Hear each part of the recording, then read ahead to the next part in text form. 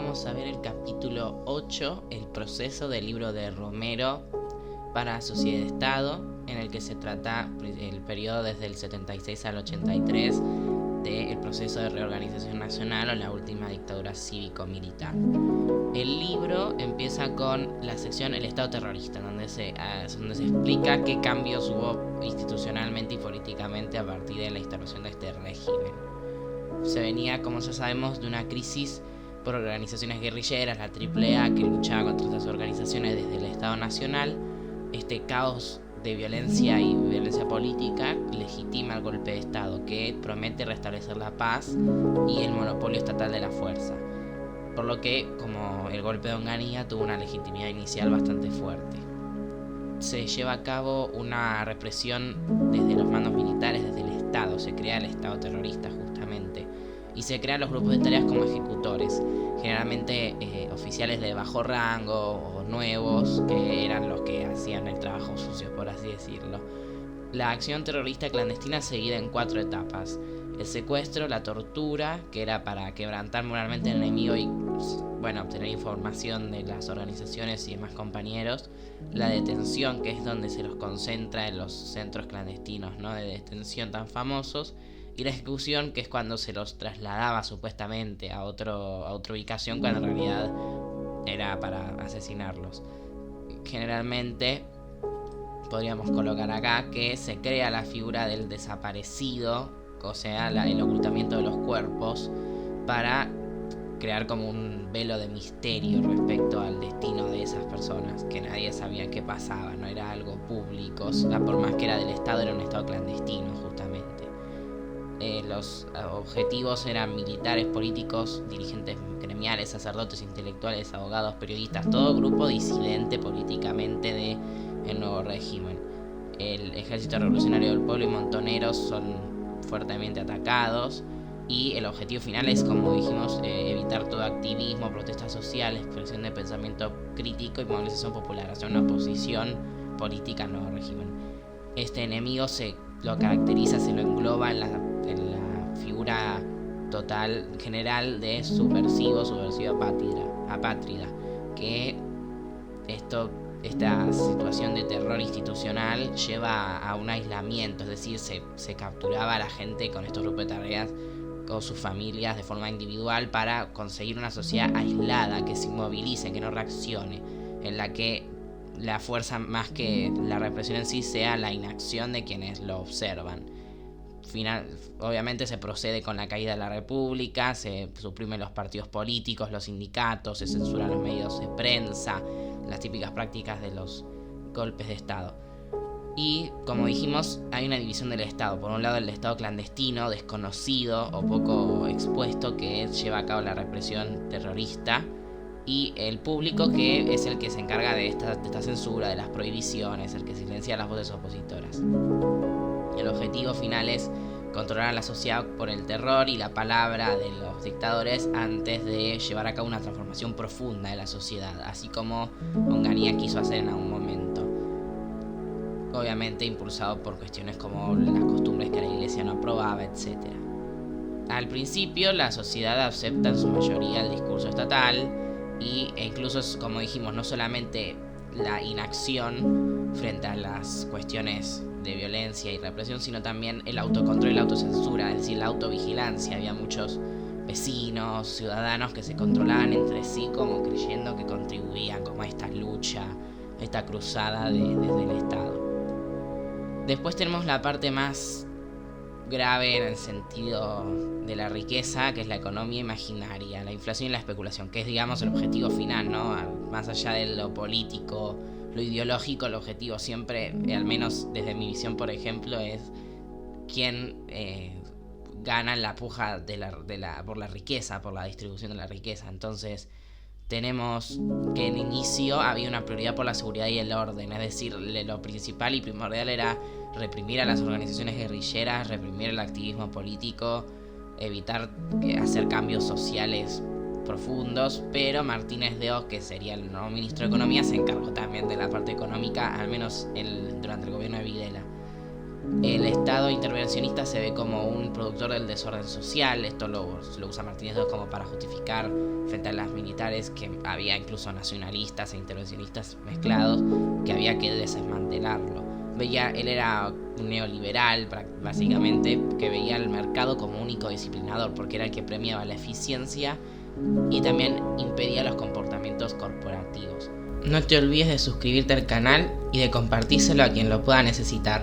Como sí sucede con Onganía, en realidad el Estado sí interviene, pero para ayudar a concentrar la riqueza en determinados sectores y reprimiendo a los demás en la puja por el reparto de la riqueza. Es decir, el Estado en realidad sí fue interventor, solo que era interventor en la manera benefactora, como sucedía igual que con Onganía.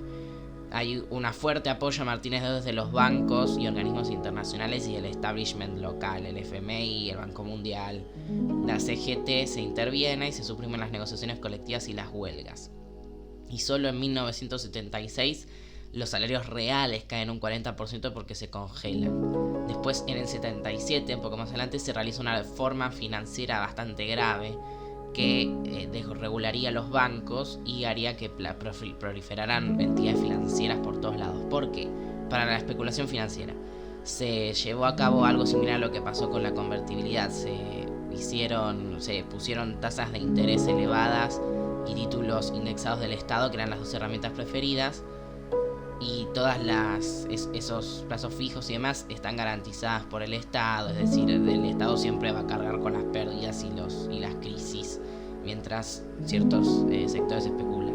La inflación sube con las tasas de interés cada vez más altas, que no están ahí para dar préstamos o para inversiones productivas, sino para especular. Surge en el 78 ahí la tablita, que es, como decíamos, algo similar a la convertibilidad, un precio sobrevaluado del peso frente al dólar. Entonces, junto a la reforma financiera, esto permite la afluencia de capitales extranjeros que compran pesos sobrevaluados desde el dólar para poder usar, como dijimos, ¿no?, las tasas de interés elevadas y los títulos del Estado para después fugarlo de nuevo. Esto incluso endeudándose, no el Estado sino las empresas, aunque el Estado también se va a endeudar para garantizar estas tasas de interés y este precio del dólar. Una vez que lo hacen, esto es lo que conoció como la plata dulce. Una vez que lo hacen, la sacan del país, que la plata dulce también serían parte de la clase media que podría especular en parte con esto durante un tiempo, aunque no serían el sector que más plata movería en este caso. Esto lleva después en la economía real, que lo vamos a ver, a que el dólar barato y la apertura de importaciones destruyan la economía, la industria nacional, la fuga de capitales y la inestabilidad del mercado financiero, porque si ocurría el fin, por ejemplo, que ocurriría eventualmente de estas tasas de interés, de esta especulación, los fondos, los capitales extranjeros se podían ir con total rapidez. Y como es un sistema en el que se premia la especulación y la agilidad antes que la eficiencia empresaria o la productividad real. Muchos bancos entonces se vuelven los acreedores de empresas endeudadas con ellos. Los bancos nuclean muchas empresas como una corporación bancario empresarial, y las empresas se endeudan en dólares, como dijimos, para compensar por ahí sus pérdidas de productividad con la especulación. Y en el 80 es cuando se corta la cadena. Las tasas de interés se vuelven inconciliables con la economía real, porque esta se hunde, ya que no es rentable ni competitiva frente a la especulación. Es decir, todos prefieren especular, incluso la clase media, frente a producir. Y muchos acreedores tienen créditos incobrables, como decíamos, las empresas nucleadas en los bancos o las empresas que se endeudan para especular.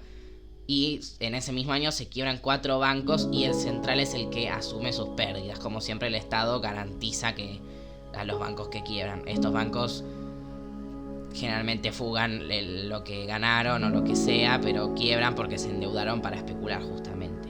En el 81 asume Viola y se produce como una ruptura del modelo de Martínez de Oz, que va a dejar de estar. Entonces ahí es cuando se finalmente se termina para siempre, a pesar de que el Estado intentó, frenó la corrida bancaria. La emigración de dólares se lleva a cabo finalmente, o sea, se van todos estos fondos que especularon con las tasas de interés, y se realiza finalmente la devaluación del 400% y se da una inflación del 100%, es decir, se termina el peso falso, el peso sobrevaluado. Y las empresas en el 82, ¿no? Más adelante, un año después, las empresas que están endeudadas en dólares van a ser nuevamente rescatadas por el Estado. Entonces parte de las deudas que tendría Alfonsino, Menem, etcétera, y después todavía hoy en día son de esas empresas privadas que el Estado asume sus deudas. Entonces fue todo ganancia, ¿no? Como siempre, para esos sectores. Y acá se puede ver, ¿no? Cómo pasamos de 8.500 a 25 y a 45 millones de dólares a lo largo de la dictadura. La economía real, dicho de forma muy corta porque los impactos fueron muy claros, se basó en la concentración y la destrucción. Entonces, como decíamos, ante los artículos importados, el encarecimiento del crédito por estas tasas de interés irreales, la suspensión de las promociones del Estado y la reducción del poder adquisitivo del mercado interno destruyen la industria nacional. El sector agropecuario exporta sin aranceles, porque el Estado elimina las retenciones y vuelca sus ganancias al sector financiero también. No hay una reinversión en industria ni nada. Hay escaso desempleo, generalmente por obras públicas, para evitar que haya demasiada conflictividad social, que ese era un objetivo de los militares que le imponen a Martínez de Hoz. Aunque el salario real desciende muchísimo porque hay una flexibilización laboral que permite que las condiciones de trabajo sean mucho peores, que haya despidos, que el mercado laboral se regule solo, que es como, según Martínez de Hoz y la teoría neoliberal, como lo más equilibrado y real posible. Después tenemos la concentración de grandes empresas. Las empresas nacionales grandes son las que más se benefician porque mantienen la ayuda estatal, ellas sí mantienen la ayuda estatal, y se vuelcan a la exportación con reducciones impositivas. También avales con créditos del Estado, con créditos baratos desde el Estado, seguros de cambio para créditos en dólares, o sea, para poder endeudarse, etcétera, y energía a bajo costo. O sea, todo esto les permite producir y especular también con el aval del Estado y, bueno, con la garantía del Estado. En cambio, las demás empresas pierden frente a las importaciones, etcétera. Y cuentan también con bancos propios, como decíamos, ¿no? Estos bancos que nuclean empresas endeudadas que desaparecen a partir de 1980 con la quiebra, con las corridas bancarias y la asunción de Viola.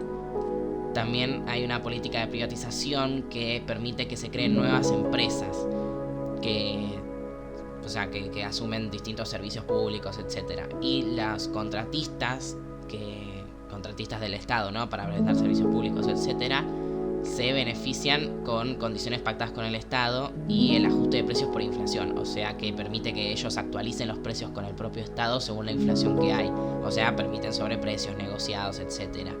Entonces, todos los mecanismos del Estado intervencionista se usan para no intervenir en lo que no les conviene intervenir e intervenir en lo que conviene, como, dar las ayudas a las grandes empresas.